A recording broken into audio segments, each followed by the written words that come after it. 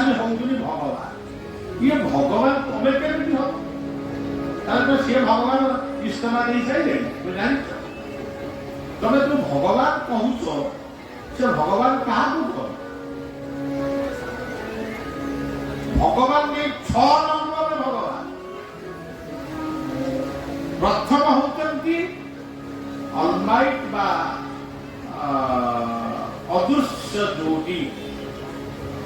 ଇଏ ହଉଛନ୍ତି ତାକୁ ଆମେ ସର୍ବଶକ୍ତିମାନ ବୋଲି କହୁ। ଦ୍ୱିତୀୟଟି ହଉଛି ପ୍ରକୃତି ପୁରୁଷ। ଇଏ ପିତା ମାତା, ଇଏ ପୁରୁଷ ନାରୀ, ଇଏ ନ ରହିଲେ କିଛି ହବ। ତୃତୀୟଟି ହଉଛି କର୍ମ ଜ୍ଞାନ। ଚତୁର୍ଥଟି ହଉଛି ଧର୍ମ ଅର୍ଥ କାମ ମୋକ୍ଷ। ପଞ୍ଚମଟି ହଉଛି ପଞ୍ଚ ମହାଭୂତ। ମୁଖ ଚକ୍ଷୁ ନାସା କର୍ଣ୍ଣ ବସ୍ତ୍ର। ଷଷ୍ଠରେ ଏଇଠି ଭଗବାନ। ତାହେଲେ କୋଉ ଭଗବାନ? ଆପଣଙ୍କର ଇଏ ଗୋଟେ କଣ ନୂଆ ଅର୍ଥ କରାଟି, ଗୋଟେ ନୂଆ ଅର୍ଥ। ହ କହିଲେ ପୃଥିବୀ,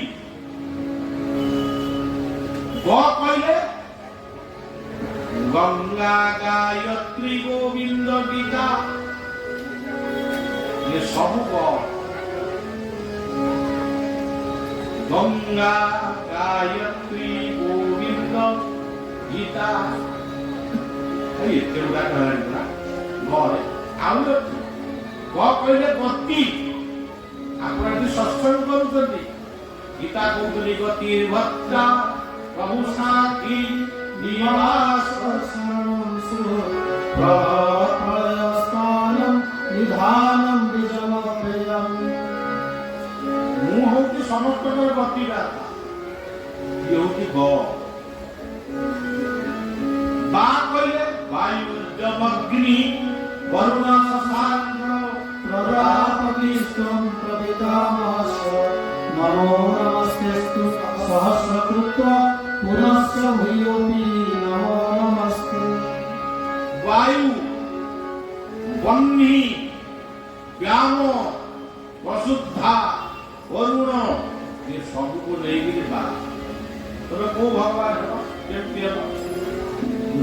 कर जहार मुंडे अहंकार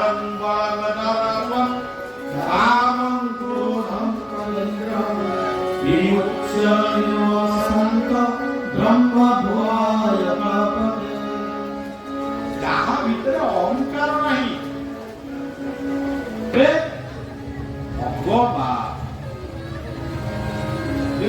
भगवान एते शब्द को ले नहीं भगवान आज मनीष गुड़ा को बाबाजी की कथा जड़े शिष्य ता गुरु को से कहती वो गुरु भगवान ये ठीक है। वो गुरु ब्रह्मा, वो गुरु विष्णु, वो गुरु शिव, वो गुरु कलन ब्रह्म कहला असुविधा कि आप प्रचार कर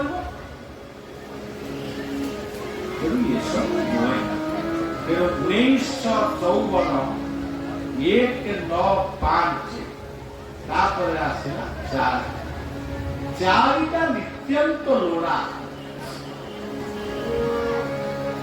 वो प्रभु वो इष्ट जगन्नाथ 4टी द्वार को मु सब भावे धर्म अर्थ काम मोक्ष सत्य संतोष दया समानता।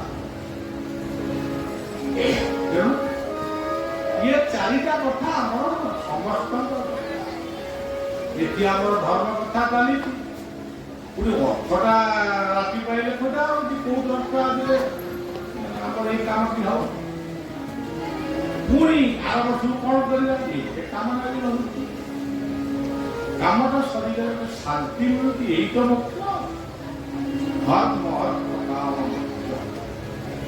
4टा यही हूँ मो 1954